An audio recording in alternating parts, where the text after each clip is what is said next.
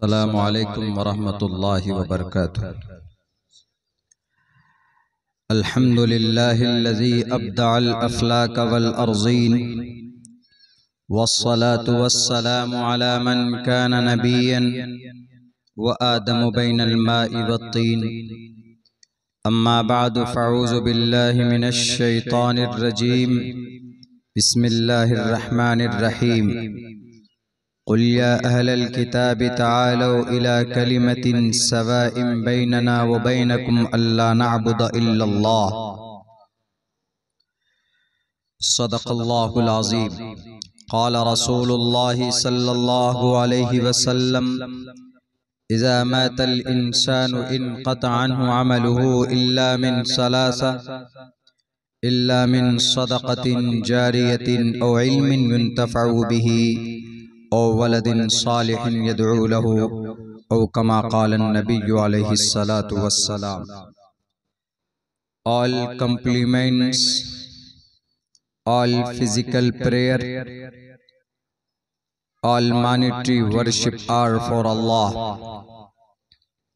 Peace be upon you, O Prophet, and Allah's mercy and blessings peace be upon us and righteous slaves of Allah subhanahu wa ta'ala. I bear witness that no one is worthy except of Allah subhanahu wa ta'ala. In the name of Allah, the most gracious, the most merciful. My Lord, expand me my breast is my task for me. Remove the impediment from my speech so they may understand what I say.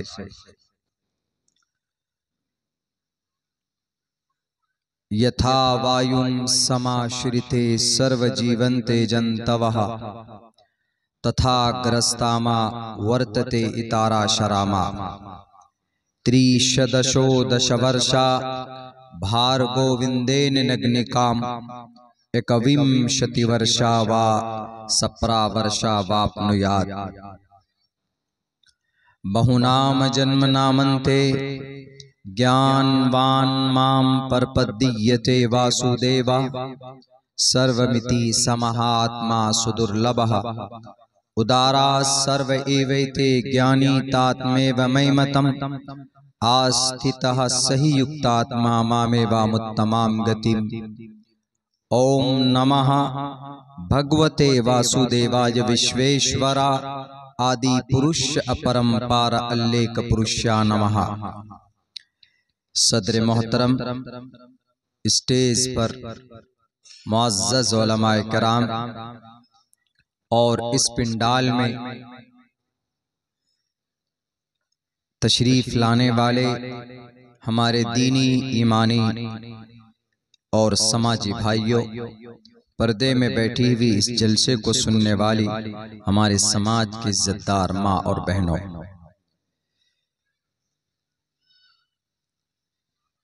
आज हमारे मुल्क के लिए बहुत बड़ा दिन है। 26 जनवरी सन 2025 हमारे इस भारत में 3 दिन उमूमी छुट्टी मनाई जाती है। सारे लोग छुट्टी मनाते हैं। एक तो 15 अगस्त को और दूसरे 26 जनवरी को, और तीसरी सबसे बड़ी छुट्टी गांधी जयंती के मौके पर होती। आज 26 जनवरी है। ये हमारे लिए कौमी दिन है। हम लोग इसको अपने मुल्क की जुबान में यौम जमहूरिया के नाम से जानते हैं। अंग्रेजी में इसी को रिपब्लिक डे भी बोलते हैं। आज चूंकि हमारे मुल्क हिंदुस्तान का कानून नाफिज हुआ 1950 में, देश चूंकि 1947 15 अगस्त को आजाद हो चुका था, मगर आजादी के बाद इस देश को एक संविधान और एक कानून की सख्त जरूरत थी। उससे पहले हमारे इस देश में ब्रिटानिया एक्ट 1930-35 के अंदर जिसको लागू किया गया था, अंग्रेज उसी के हिसाब से फैसले करते। मगर जब देश आजाद हुआ 15 अगस्त 1947 को, और इस आजादी की शुरुआत 1755 में इसकी लड़ाई की शुरुआत होती है। मुख्तसरन तारीख पेश कर देता हूं, उसके बाद इंशाअल्लाह अम्मा आयशा सिद्दीक़ा रज़ी अल्लाह ताला अन्हा की कुछ बातें कुरान और शरीयत और महाभारत की रोशनी में आपके सामने पेश करूंगा। लेकिन चूंकि ये हमारे लिए बहुत बड़ा दिन है, मेरा हर साल तकरीबन 15 अगस्त और 26 जनवरी को तारीखी कुछ बातें मेरा मामूल है मैं पेश करता हूँ, वरना अगर हमारी तारीख खत्म हो गई तो हम खत्म हो जाएंगे। तो 1755 में सबसे पहली शुरुआत हुई थी। उस मुजाहिद का नाम बंगाल का शेर मुर्शिदाबाद के अंदर एक बहुत बड़ा देश का देशभक्त अलीवर्दी खान नवाब सिराजुद्दौला के नाना 1755 में इस देश को आजाद करने के लिए लड़ाई उन्होंने शुरू की थी। उसके बाद से लेकर 1799 में हमारे मुल्क हिंदुस्तान का एक और बड़ा शेर मैसूर फतेह अली खान टीपू सुल्तान 1799 में वो भी शहीद हो गए देश को आजाद करते कराते। इसी तरीके पर आगे चलता रहा मामला। 1806 के अंदर शाह अब्दुल अजीज मुहद्दिस देहलवी, शाह वलीउल्लाह के बेटे शाह अब्दुल अजीज मुहद्दिस देहलवी ने अंग्रेज के खिलाफ फतवा दिया, और जिसकी वजह से अंग्रेज के खिलाफ एक बड़ी जंग शुरू हो गई मुल्क हिंदुस्तान हमारे इस भारत में। उसके बाद फिर 1831 में 50 लोगों की एक जमात लेकर उन्हीं के चचेरे भाई सैयद शाह इस्माइल रहमतुल्लाहि अलैह बालाकोट की पहाड़ी पर गए और वहां पर शहीद हो गए। उसके बाद फिर 1857 में शामली पानीपत के अंदर उत्तर प्रदेश के इलाके में वो लड़ाई हुई, जिसके अंदर हमारे अकाबिर उलमाए दारुल देवबंद ने बढ़ चढ़ कर हिस्सा लिया, जिसमें वो वाकया मशहूर है कि मौलाना कासिम नानोतवी की कनपट्टी पर गोली लगी थी, बेहोश होकर गिर गए थे, मगर कुछ देर के बाद फिर खड़े होते हैं और फिर अंग्रेज का खात्मा करते हैं। गोली का निशान भी खत्म, सिर्फ खून से पूरा बदन और पूरे कपड़े लहूलुहान थे, रंगा हुआ था, लेकिन गोली का कोई निशान नहीं था। 1866 के अंदर दारुल देवबंद की बुनियाद डाली गई। उसके बाद फिर ये लड़ाई चलती रही। 1912 के अंदर दारुल देवबंद से पढ़कर निकलने वाला एक बड़ा मर्द मुजाहिद शेखुल हिंद रहमतुल्लाहि अलैह ने तहरीक रेशमी रुमाल की बुनियाद डाली। उसके बाद से फिर लड़ाई चलते चलते बिल आखिर 15 अगस्त 1947 को हमारा ये मुल्क भारत आजाद हो गया। लेकिन ये देश चलेगा कैसे? तो 7 लोगों की एक कमेटी बनाई गई, जिसको संविधान समिति बोलते हैं। 7 लोगों में से उनका चेयरमैन अध्यक्ष डॉक्टर भीमराव अंबेडकर साहब। ये डॉक्टर भीमराव अंबेडकर जब देश आजाद हुआ तो पंडित जवाहरलाल नेहरू यूरोप गए, ऑक्सफोर्ड यूनिवर्सिटी इंग्लैंड पहुंचे। वहां जाकर कहा कि I need a great person because to write a great institutions of our country. हम अपने मुल्क के लिए कानून और एक कायदा बनाना चाहते हैं, उसके लिए हमें बड़े पढ़े लिखे शख्स की जरूरत है। ऑक्सफोर्ड यूनिवर्सिटी लंदन में, आप हमें वो इंसान कोई दे सकते? तो ऑक्सफोर्ड यूनिवर्सिटी के लोगों ने कहा कि why did you come here from India, आप भारत से यहाँ क्यों आए?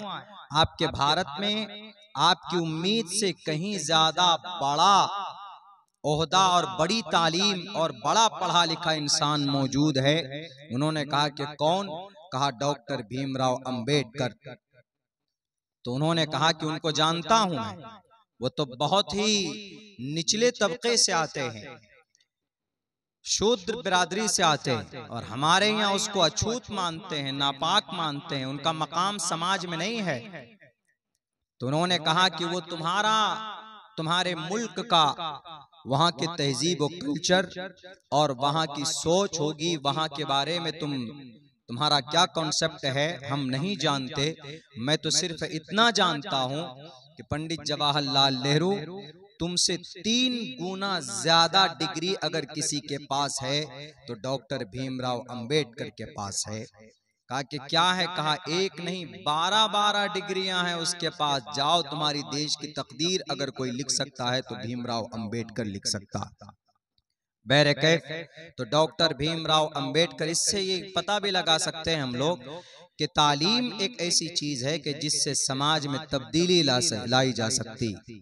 एजुकेशन एक ऐसा फील्ड है कि जिससे हम आज जो भारत की स्थिति पैदा कर दी गई है, हालत पैदा कर दी गई है, खुसूसन हिंदू और मुस्लिम के बीच में जो नफरत की दीवार खड़ी की गई है, अगर इस दीवार को हम तोड़ सकते हैं तो there is nothing but only one way, एक ही रास्ता है, वो रास्ता तालीम का है, एजुकेशन का। दूसरा और कोई रास्ता बिल्कुल बिल्कुल नहीं है। इसलिए कि नेल्सन मंडेला ने कहा था, education is the most powerful weapon which you can use to change the world. दुनिया को बदलना है तो तालीम ही सबसे बड़ा हथियार है। मैंने गीता का एक मंत्र पढ़ा है, बहुनाम जन्म नामंते ज्ञानवान माम परपद्यते वासुदेवा सर्वमिति समहात्मा सुदुर्लभ। इंसान महात्मा तालीम से बनता है, इंसान बड़ा एजुकेशन से बनता है, इंसान पैसों से बड़ा नहीं होता। पैसों से इंसान बड़ा होता तो दुनिया के अंदर सबसे बड़ा मालदार और दौलतमंद कारून था, आज भी इज्जत से उसका नाम लिया जाता। लेकिन दुनिया जानती है कि जब कारून का नाम आता है तो कितनी तंग नजरी हो जाती है और किस अंदाज में सोचते हैं, बल्कि उनको तो बाइसे इबरत बना दिया अल्लाह तबारक व तआला ने कुरान करीम के अंदर। पावर से भी इंसान महान नहीं होता। जो लोग पावर के नशे में अनाप शनाप काम करते चले जा रहे हैं दुनिया में, अगर पावर की बुनियाद पर, ताकत की बुनियाद पर अगर कोई महान होता तो फिरौन से बड़ा ताकतवर था कोई नहीं था। टेक्नोलॉजी की वजह से, मादी ताकत के एतबार से अगर कोई ताकतवर होता तो हिटलर होता।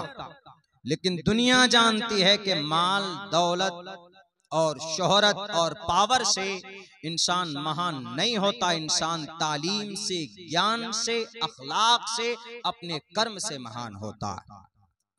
बैरकैफ बात दूसरी तरफ चली जा रही है तो वही डॉक्टर भीमराव अंबेडकर साहब, 7 लोगों की जो टीम बनी, उन 7 लोगों में एक नाम हम लोगों को पता होना चाहिए, आसाम के सीएम बने हैं वो मोहम्मद सादुल्ला, वो भी थे। ये 7 लोगों की टीम बनी, तकरीबन 2 साल 11 महीने 18 दिन मेहनत की। भारत का जो संविधान है आज हमारे पास, इतने दिन लगे और 10 मुल्कों का डेलीगेशन पहुंचे, जमात पहुंचे कि आपका कानून कैसा दिखाइए। तो हर जगह से लेकर अच्छी चीजें हमारे इस देश के कानून के अंदर शामिल करने के बाद ये तकरीबन 3 साल में कानून तैयार हुआ। 26 नवंबर 26 नवंबर को हमारे इस देश के संविधान को बाज़ाब्ता असेंबली के अंदर, पार्लियामेंट में इसको कबूल किया गया और 26 जनवरी 1950 को हमारा देश का कानून पूरे भारत के अंदर नाफिज किया गया। इसीलिए हम इसको यौम जमहूरिया के तौर पर खुशी मनाते हैं। यह है तारीख इस दिन की। हर किसी को उनका हक मिला, हर किसी को उनके हिसाब से सब बराबर, equality before law, article number 14 में हर किसी को मजहब पर अकीदा और अकीदे पर अमल करने की आजादी देश के इसी संविधान ने दिया है। आर्टिकल नंबर 25 में लिखा है freedom of conscience and free profession and practice propagation of the religion. इसी आर्टिकल की वजह से अगर मुसलमान अम्मा आयशा को अज़वाज मुतहरात अपना रोल मॉडल मानता है, अगर ये कौम मानती है, वैसे तो हमारा अकीदा है उम्महातुल मुमिनीन अल्लाह के नबी अलैहिस्सलातु वस्सलाम की जीवनी पर अकीदा रखना, बल्कि अल्लाह के नबी की जात पर अकीदा रखना, it is a compulsory to be a complete Muslim. एक कंप्लीट मुस्लिम बनने के लिए जरूरी है जनाब मोहम्मद रसूलुल्लाह सल्लल्लाहु अलैहि वसल्लम को आखिरी नबी मानना, ये कंपल्सरी, ये जरूरी। उन्हीं में से अल्लाह के नबी अलैहिस्सलातु वस्सलाम की अहलिया सबसे चहेती बीवी अम्मा आयशा सिद्दीक़ा रज़ी अल्लाह ताला अन्हा, अम्मा आयशा को अम्मा मानना और उन पर एतमाद और विश्वास और अकीदा रखना, यह हमारे ईमान का हिस्सा है। अगर कोई मुसलमान अम्मा आयशा को नहीं मानता है, उनके किरदार और कैरेक्टर पर उंगली उठाता है, तो मुसलमान नहीं है।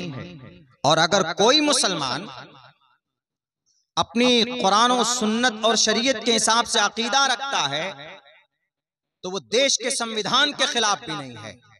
कोई ये नहीं कह सकता है कि तुम मुसलमान हो, तुमने ये मदरसा दारुल उलूम आयशा सिद्दीक़ा लिल बनात क्यों बनाया, इसके अंदर तुम कुरान पढ़ाते हो, दूसरी किताब क्यों नहीं पढ़ाते। तो ये देश के संविधान ने हमें परमिशन दी है। Article number 30, all minorities whether based on religion shall have the right to establish and administer educational institutions of their choice.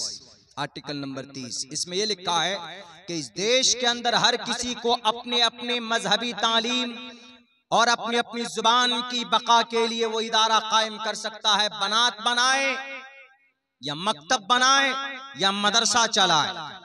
Article number 30 ने खोल करके कहा, देश का संविधान। रही बात ये, चूंकि अम्मा आयशा सिद्दीक़ा के नाम पर यह मदरसा है, तो एक बड़ी इंटरेस्टिंग बातें आप लोगों के सामने पेश कर देता हूं। हमारे सनातन धर्मी भाई अम्मा आयशा के बारे में कुछ लोग गलत चर्चा करते, गलत टिप्पणी कर देते कि अरे तुम लोग मोहम्मद मोहम्मद बहुत करते हो, अपना रोल मॉडल गुरु मानते हो, जगत गुरु मानते हो मोहम्मद अलैहिस्सलाम को। मोहम्मद अलैहिस्सलाम जगत गुरु कैसे हो सकते हैं? गुरु का मतलब जो अंधकार को तोड़ने वाला हो, एक लीडर हो। और तुम्हारे मोहम्मद अलैहिस्सलातु वस्सलाम ने उनको फॉलो करने की जरूरत नहीं है, क्योंकि उनकी जिंदगी के अंदर बहुत सारी खामी और कमी है। अलायाज़ु बिल्लाह, कुछ लोग कुछ नीम जानकार, जिन्हें जानकारी नहीं है न कुरान के बारे में, न शरीयत के बारे में, न शास्त्र के बारे में। यही अम्मा आयशा के बारे में उनसे जब पूछा गया, एक बड़े गुरुजी हैं यहीं पे महाराष्ट्र में, आपके सूबे से मिला हुआ है, सूबे महाराष्ट्र। उन्होंने कहा कि अम्मा आयशा सिद्दीक़ा से 6 साल की उम्र में मोहम्मद रसूलुल्लाह ने विवाह कर लिया, निकाह पढ़ लिया। 6 साल की उम्र की छोटी बच्ची होती, कैसे निकाह पढ़ लिया? How is it possible? और फिर 9 साल की उम्र में रुखसती भी कर ली, बीवी भी बनाकर घर ले आए। ये तो जुल्म दर जुल्म है, ये बिल्कुल जिहालत पर मबनी। जब उनसे पूछा गया कि जरा आप बताइए आपने ये स्टेटमेंट क्यों दिया, क्योंकि मुसलमानों का अकीदा है अल्लाह के नबी और अम्मा आयशा पर, तमाम अज़वाज मुतहरात पर, तमाम सहाबा पर, अल्लाह के नबी के एक एक कौल और फ़ैल पर हम झूठे हो सकते हैं, सूरज बेनूर हो सकता है, सूरज की हम यकीन नहीं कर सकते चलेगा, लेकिन नबी पाक अलैहिस्सलातु वस्सलाम के अक़वाल और अफ़आल और अल्लाह के फरमान के अंदर जर्रा बराबर भी कोई यकीन के अंदर कमी नहीं आ सकती। हम ये अकीदा नहीं रखते। जब उनसे पूछा गया तो उन्होंने कहा कि मौलाना साहब से पूछो, मुफ्ती आलमगीर साहब से पूछो, बताएंगे कि मैंने जो स्टेटमेंट दिया है क्या गलत है। क्या 6 साल की उम्र में निकाह नहीं हुआ? अबू बकर सिद्दीक ने निकाह नहीं पढ़ाया अपनी बेटी आयशा का अल्लाह के नबी से, और 9 साल की उम्र में अबू बकर सिद्दीक ने ही अम्मा आयशा की रुखसती नहीं कराई। बताओ तुम्हारी मुअतबर और मुस्तनद हदीस की किताबों में है कि नहीं है? यकीनन है, आप इनकार नहीं कर सकते, लेकिन क्या जवाब देंगे आप? उनका एतराज तो यही है कि तुम ठीक है, तुम्हारे मोहम्मद ने ऐसा किया, लेकिन बताओ गलत किया कि सही किया? आज के एतबार से अगर आप देखेंगे तो आप भी यही कहेंगे कि मौलाना ये तो बिल्कुल गलत है। अगर अल्लाह के नबी ने ऐसा किया है उस जमाने में तो हम लोगों को बात समझ में नहीं आ रही, जरा समझाइए। 6 साल की उम्र में कैसे निकाह किया? चलो भाई, इस्लामिक मुस्लिम पर्सनल लॉ में ये प्रावधान है, अगर गार्जियन अपने छोटे बच्चों का निकाह करा दें तो वैलिड माना जाता है उसको। इस्लामिक प्रावधान में, इस्लामिक शरीयत में ये परमिशन है, ये इजाजत है। लेकिन बाज़ाब्ता उसको छोटी उम्र में भेज देना बालिग होने से पहले, ये कहां से जायज है?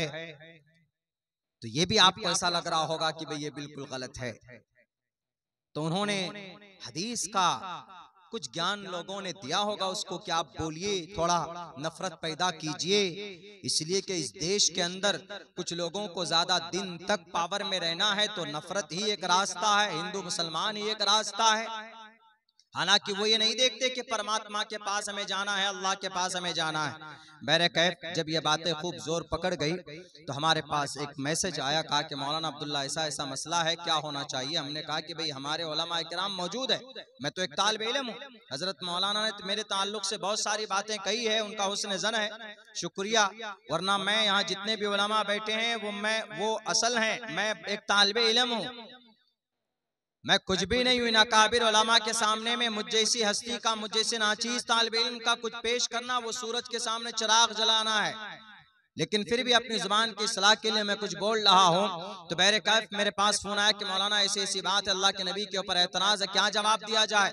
हमने कहा कि कुरान और हदीस से बेहतर कोई जवाब नहीं हो सकता। उन्होंने कहा कि हम दे चुके, हमारे उलमा दे चुके कि अल्लाह के नबी ने जो रुखसती की अम्मा आयशा से, 9 साल की उम्र में अम्मा आयशा बालिग थी, क्योंकि अरब कंट्री के अंदर में गर्म आबो हवा, गर्म माहौल, गर्म मौसम होता है, और अब से 1400 साल, 1450 साल पहले का जमाना, माहौल और वहां का वेदर क्लाइमेट अलग था, सिस्टम। तो 9 साल की उम्र में अम्मा आयशा बालिग हो गई थी, इसीलिए इस पर कोई एतराज नहीं होता है। उस वक्त में गर्म माहौल में, गर्म इलाके में बच्चे कम उम्र में ज्यादा उम्र के दिखने लगते हैं, इसीलिए उनका एतराज करना बिल्कुल गलत है, कुरान और हदीस और उनके कॉन्सेप्ट, उनके मंशा के खिलाफ है। उन्होंने कहा कि ये जवाब मौलाना मैं लिख कर कई मरतबा भेज चुका हूँ, because he doesn't believe Quran and हदीस, वो कुरान और हदीस को नहीं मानते ना, एतमाद ही नहीं करते। हमने कहा तो ठीक है, मैं जरा कोशिश करता हूँ। बोला ये आपका फील्ड है, आप जरा संस्कृत जानते हैं मौलाना अब्दुल्ला, जरा आप इसके ऊपर तहकीक कीजिए। हमने तहकीक करनी शुरू की।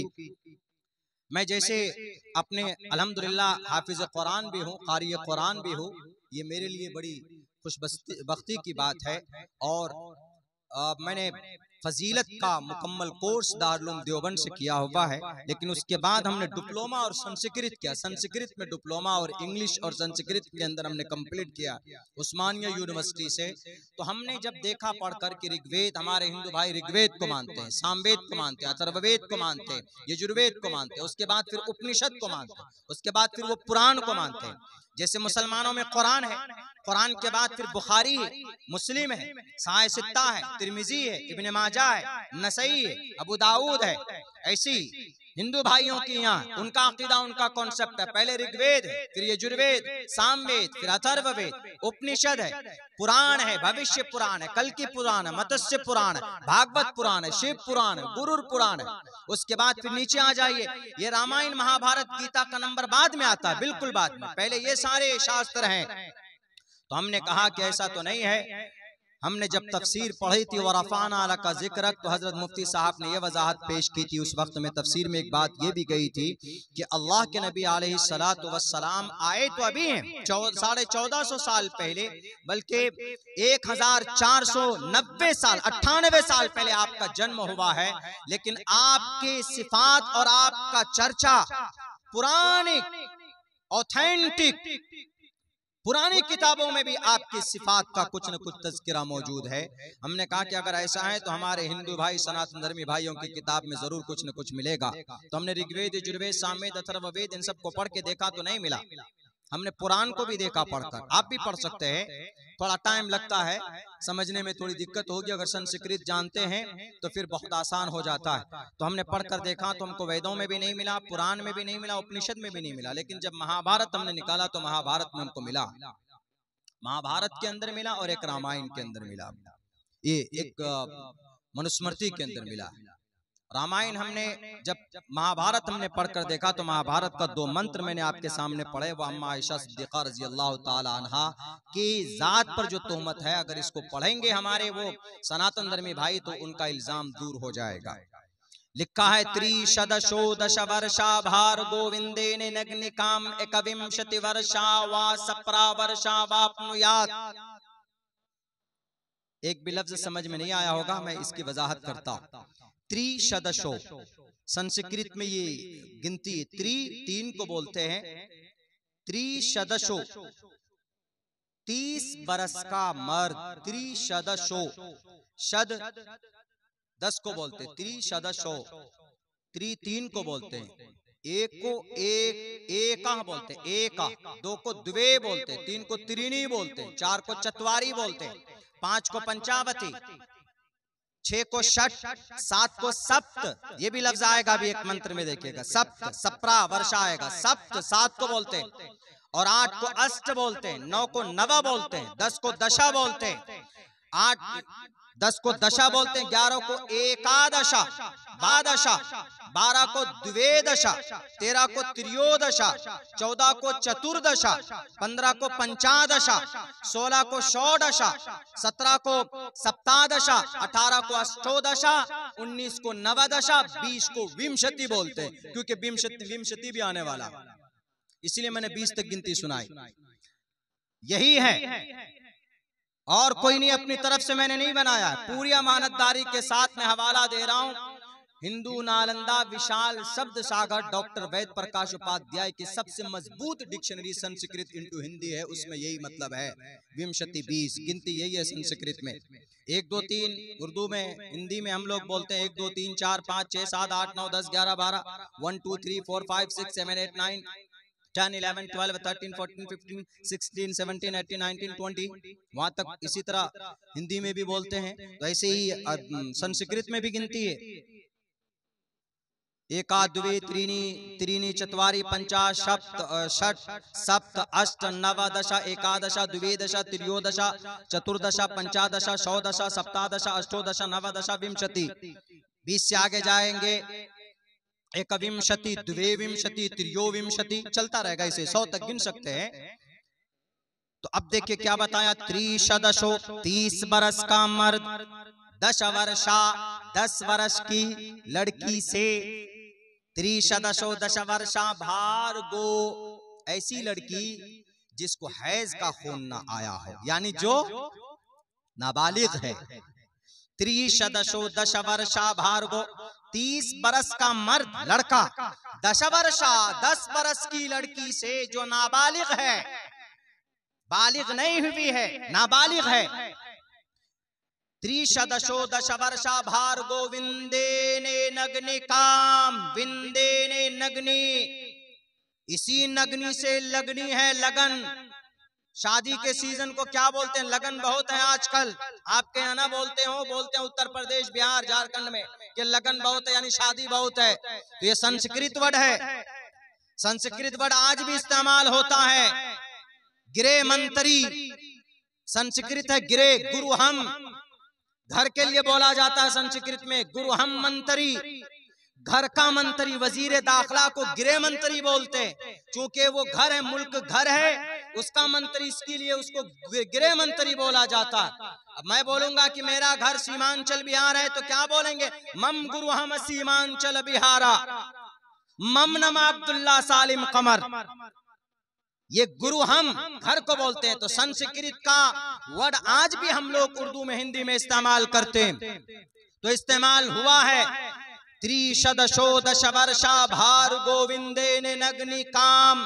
30 बरस का लड़का 10 बरस की नाबालिग लड़की से विवाह कर सकता है, महाभारत। दूसरी लाइन में लिखा एकविंशति वर्षा, एकविंशति, विंशति मैंने 20 था, एकविंशति 21 बरस का लड़का, एकविंशति वर्षा 21 वर्ष का लड़का, वाह सप्रा, मैंने कहा था सप्त मैंने 7, सप्रा 7 बरस की लड़की से विवाह कर सकता है।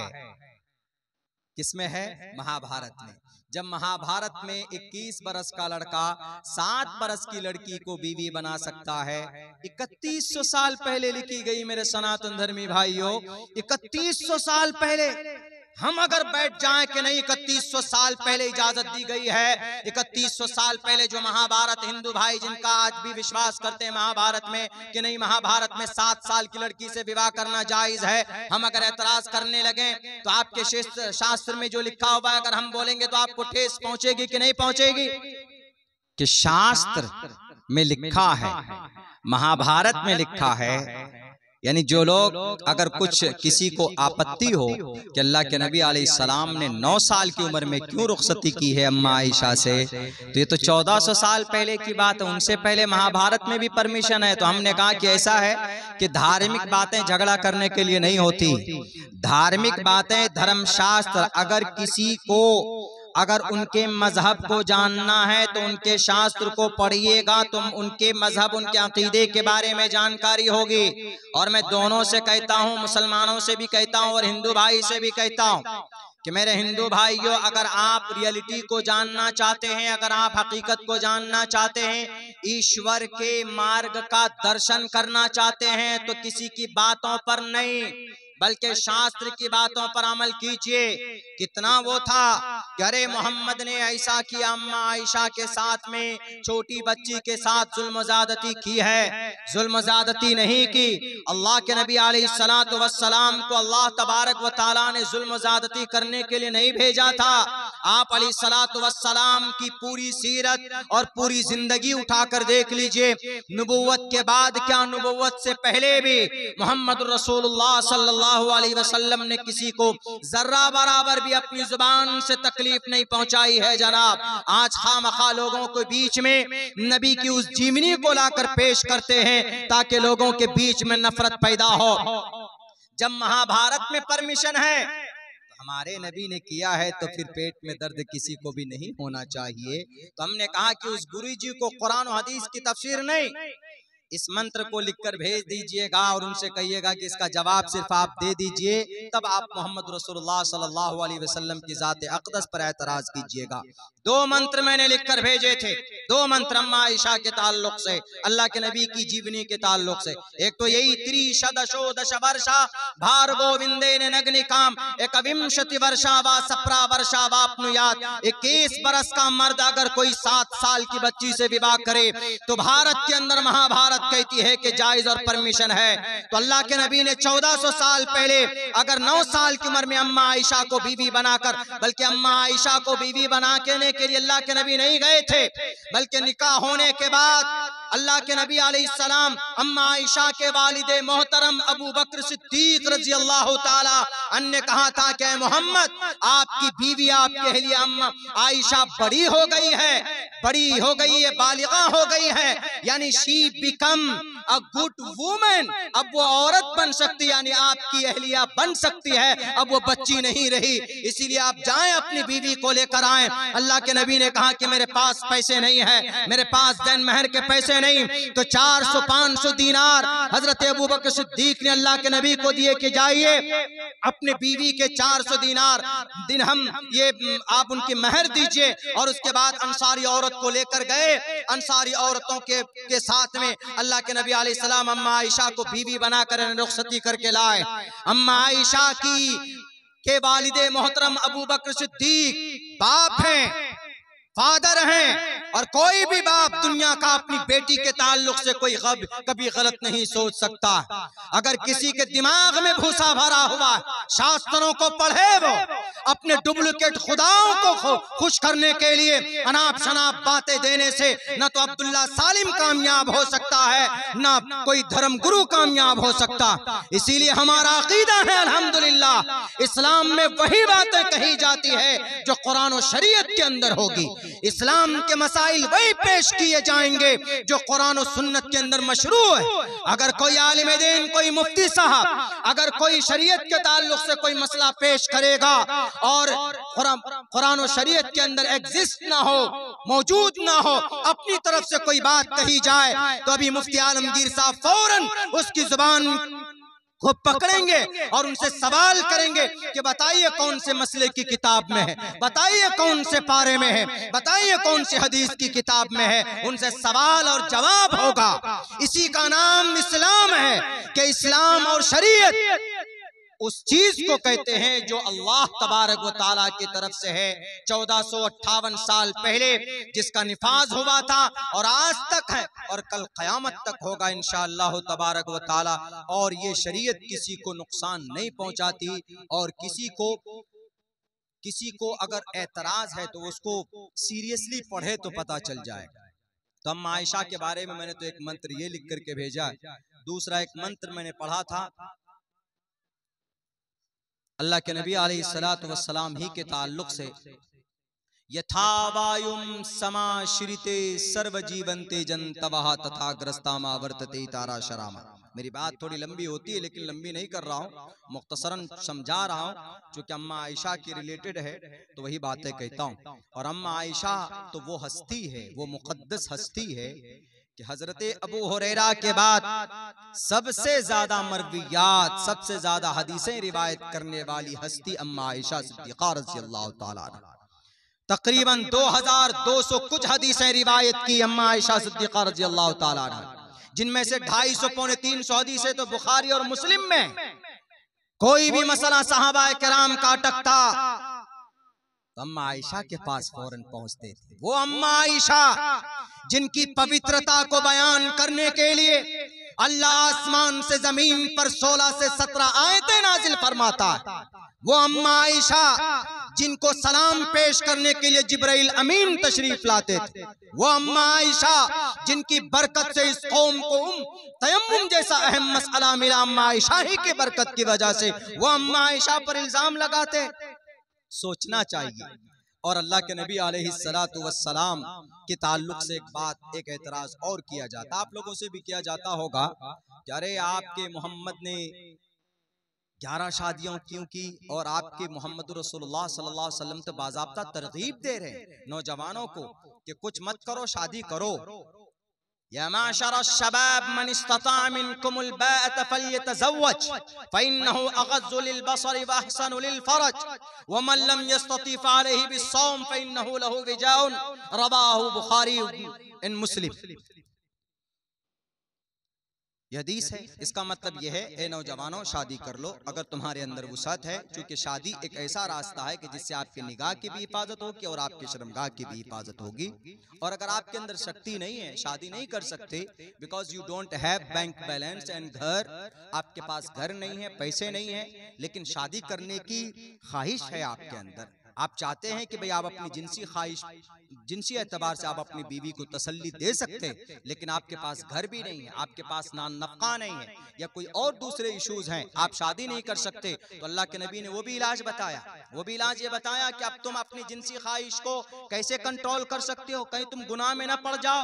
शादी नहीं हो रही किसी दिक्कत की वजह से तो तुम कहीं गुनाह में न फंस जाओ, इसलिए मेरे नबी फरमाते हैं फ़अलैहि बिस्सौम, रोजा रखो, फ़इन्नहु लहु विजाउन, क्योंकि रोजा रखने से आदमी की जो शहवानी ताकत है, रोजा उस ताकत को तोड़ देता है। ये बताया। इस पर एतराज कि नहीं जी मेरे सनातन धर्मी भाई, अगर आप यहाँ पर बैठे हैं तो इस पर एतराज नहीं होना चाहिए, बल्कि एक समाज की बहुत बड़ी और बुरी बीमारी का इलाज इस हदीस के अंदर है। सिर्फ हदीस पे नहीं, बल्कि सेम इसी हदीस के ताल्लुक की उसमें माने से मिलता जुलता एक मंत्र है जो मनुस्मृति का। मैंने ये दोनों मंत्र उनको लिख के भेजा था गुरु जी को। हमने कहा कि आपको लगता है कि आपने बहुत बड़ा काम कर दिया, नबी की जात पर एतराज कर दी किसी पर, तो आप जरा पढ़िए इसको। यथा वायुम, वहां लिखा या माशर शबाब, यहाँ लिखा यथा वायुम। दोनों का मतलब ये नौजवानों, मनुस्मृति में महाजल पलवान वाले मनु, बस फर्क इतना है कि हम महाजल पलवान वाले मनु को हजरत नूह अलैहिस्सलाम मानते, आप महाजल पलवान वाले मनु मानते हैं, हम हजरत नूह मानते। महाजल पलवान अजीम सैलाब, मुसलमानों का भी अकीदा है कि दुनिया के अंदर आज तक सबसे बड़ा सैलाब अगर किसी के जमाने में आया है तो हजरत नूह अलैहिस्सलाम के जमाने में आया, और उसी को बदल कर महाजल पलवान वाले मनु, महाजल पलवान वाले मनु, उसी मनु की मनुस्मृति है, उसी मनुस्मृति का यह श्लोक है जिसके अंदर कहा गया यथा वायुम, हे नौजवानों समाश्रिते सर्व जीवंते जंतवः, पाकीज़ा जिंदगी गुजारना चाहते हो, जैसे इंसान की जिंदगी के लिए, जिंदा रहने के लिए मिसाल यही है, जैसे इंसान की जिंदगी के लिए हवा जरूरी यानी सांस जरूरी है, ऐसे ही इंसान की पाकीज़ा जिंदगी के लिए बीवी जरूरी है। ये इस मंत्र में। और अल्लाह के नबी के हदीस में क्या है, या माशर शबाब मन इस्तता मिनकुमुल बात फल्यतज़व्वज फइन्नहु अग़ज़्ज़ु लिलबसरि व अहसनु लिलफरज। एक एक नबी के अक़वाल पर अगर रिसर्च किया जाए तो दुनिया को सर झुकाकर कबूल करना पड़ेगा कि नबी का कोई भी फरमान हिकमत से खाली नहीं है। अल्लाह के नबी ने फरमाया, वही बात मनुस्मृति के अंदर कही गई, यथा वायुम समाश्रिते सर्वजीवंते जंतवः तथा गरस्तामा। शादी से क्या होता है, शादी से नस्ल बढ़ती है न। तथा गरस्तामा, गरस्त से ताबीर दी, गरस्त मतलब काश्तकार। काश्तकार क्या करता है, बीज डालता है, उससे ज्यादा फसल निकलती वहां से। ऐसी तथा गरस्तामा, मियाँ बीवी हैं मिलेंगे तो नस्ल बढ़ेगी, और जब नस्ल बढ़ेगी तब न दुनिया आबाद होगी, तब न हमारा देश ताकतवर होगा। हमारे घर में दो बेटे, एक पुलिस में जाएगा, एक मास्टर बनेगा, पता चला एक भी बेटा नहीं एक भी बेटी नहीं, क्या होगा फिर आगे चलकर? कुछ भी नहीं होगा। ना हम डॉक्टर बना पाएंगे, ना मास्टर बना पाएंगे, न देश की हिफाजत के लिए हम बीएसएफ के नौजवान पैदा कर पाएंगे। बैरक और भी बहुत सारी बातें इसके अंदर जो तथागरस्तामा वर्तते इतारा शरामा, और बीवी ही वो हस्ती है जिसके जरिए से इंसान को खुशहाल जिंदगी मिलती। बीवी जरूरी, गर्लफ्रेंड जरूरी नहीं है, जो आजकल हमारा नौजवान समझता है। बल्कि बात कुछ स्टेट के अंदर में तो कुछ पावर में बैठे हुए कुछ लोग कहते हैं कि नहीं नहीं शादी मत करो, गर्लफ्रेंड बना लो।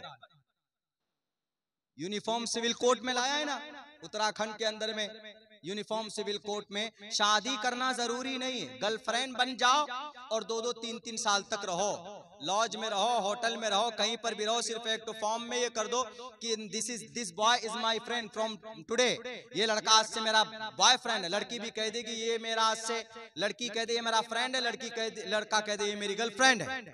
लिख करके सिर्फ एक पेपर में सिग्नेचर करना है बस।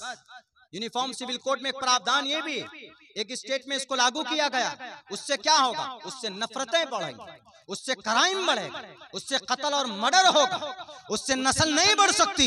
जब शादी ही नहीं हुई, लड़का कुछ करना चाहेगा, इंजीनियर बनना चाहेगा, लड़की पता चली कि उम्मीद से है, अब वो लड़की उम्मीद से है तो वो कहाँ जाए? वो लड़का कहेगा कि नहीं नहीं जाओ तुम इसका अबॉर्शन करा लो, मैं बाप नहीं बनना चाहता अभी, क्यों, मैं पढ़ना चाहता हूँ।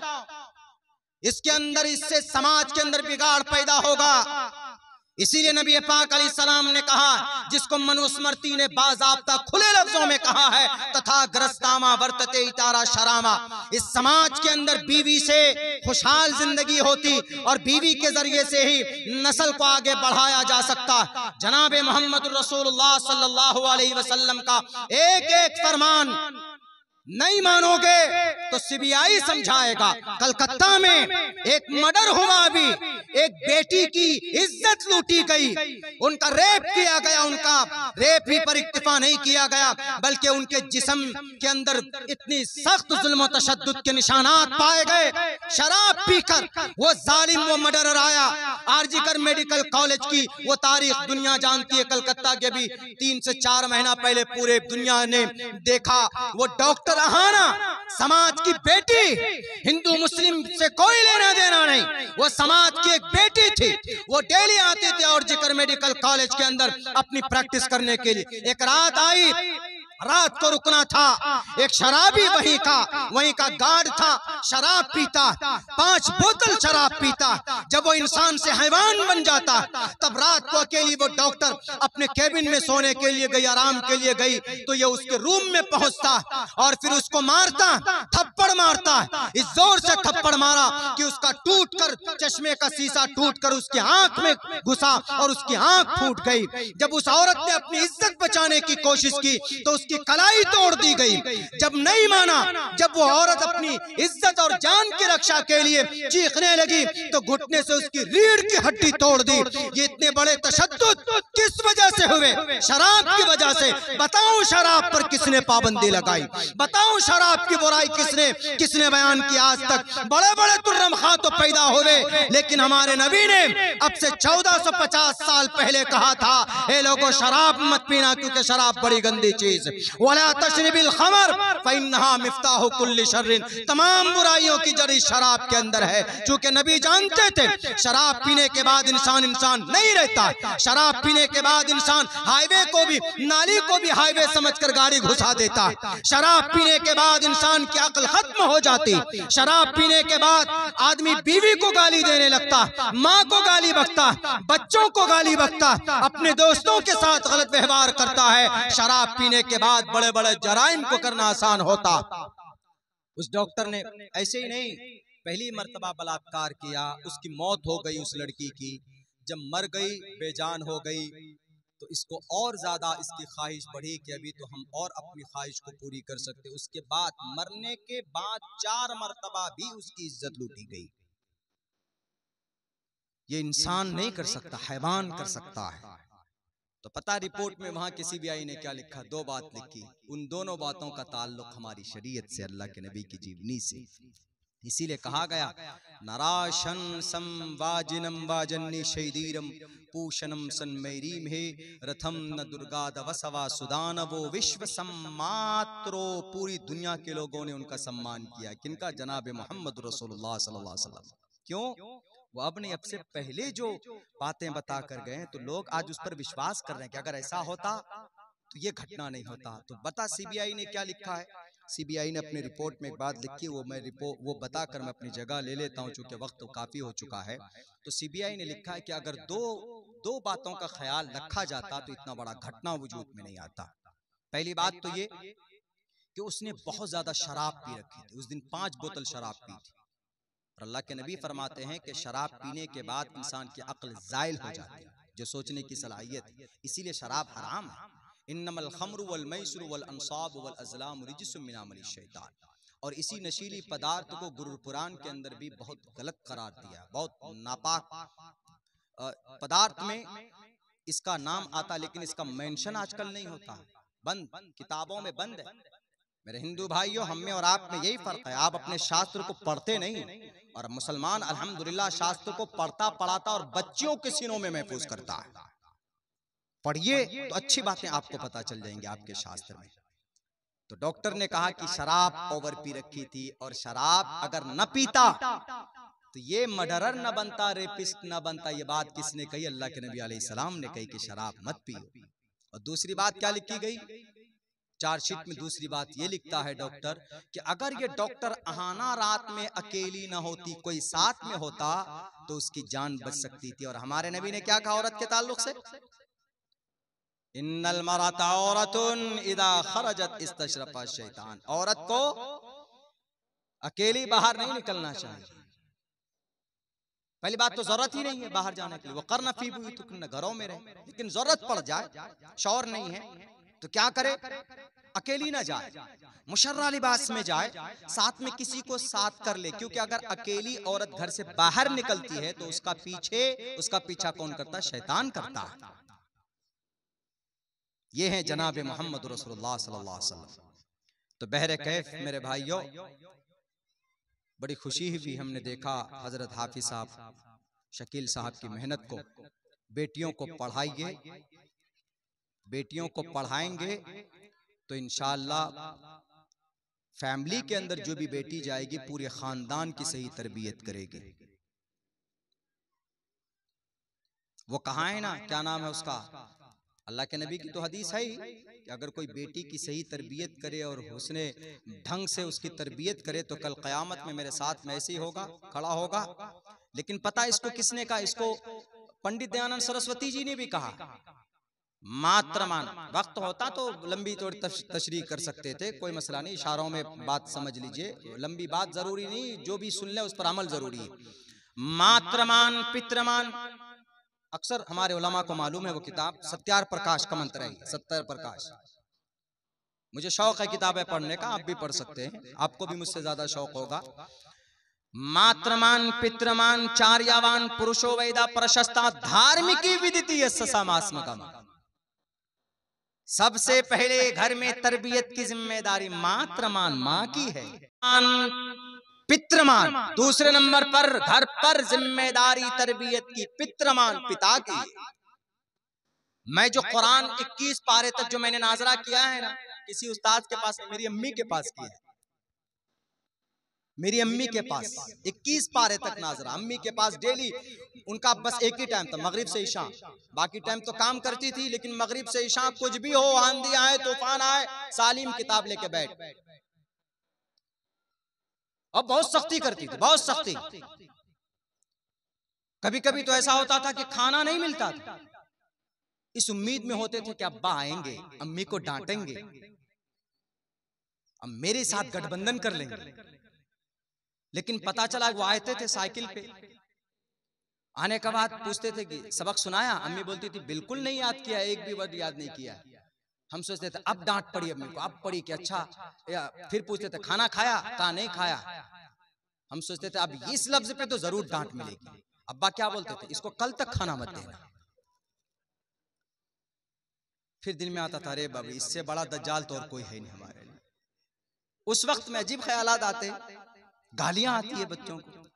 टीचर के बारे में भी जब पढ़ते थे हम लोग मदरसों में, अगर कोई टीचर उस्ताद सख्ती कर रहा है तो पता नहीं क्या क्या शैतान सिंह, भालू सिंह, ये सब नाम देते थे। वो एक खैर नादानी होती है, लेकिन कोई भी उस्ताद, कोई भी टीचर, माँ बाप अपने बच्चे के लिए दुश्मन नहीं होता। उनकी तो एक ही वो कोशिश रहती है कि बच्चा बस पढ़ जाए, सही तरबियत में आ जाए, कुछ बन जाए, कुछ काम कर ले। तो यही कहा मात्रमान पित्रमान, माँ पिता। जब माँ और पिता से निकल जाए, आपने बनात में लाके आयशा सिद्दीक़ा बनात में डाल दिया तो आप शकील साहब की जिम्मेदारी होती है। चार्यावान टीचर की जिम्मेदारी हो जाती है।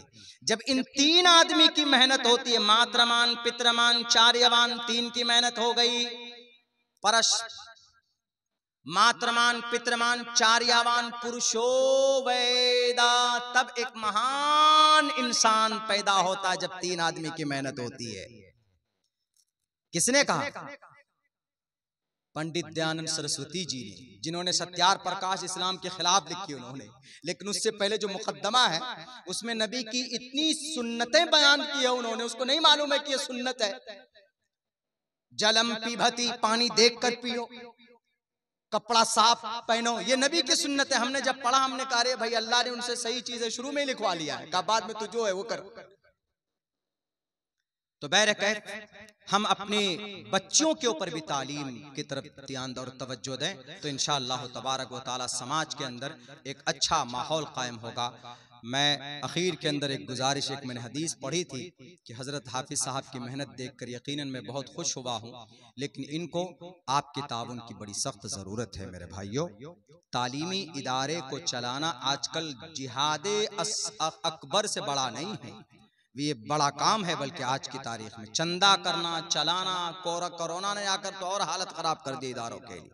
लेकिन अगर हम चाह लें तो बहुत आसान, बहुत आसान। भारत के अंदर में 30-35 करोड़ मुसलमान हैं।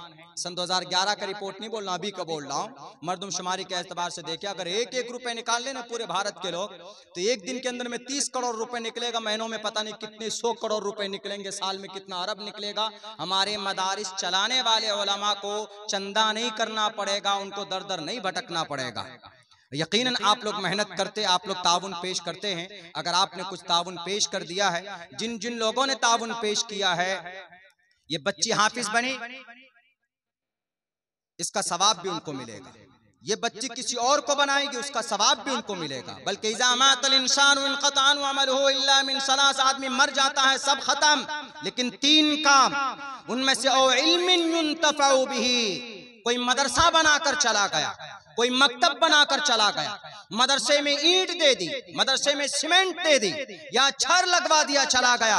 अगर 100 साल तक वो ईंट लगी हुई है, अगर कयामत तक वो चीज मदरसे के अंदर में मौजूद है, उससे फायदा उठा रहे हैं बच्चे लोग, तो ये आदमी मरकर चला गया तो कयामत तक उसको उसका सवाब मिलता रहेगा। जनाब मोहम्मद रसूलुल्लाह सल्लल्लाहु अलैहि वसल्लम का फरमान है। इसलिए इंशाअल्लाह ताउन पेश करेंगे।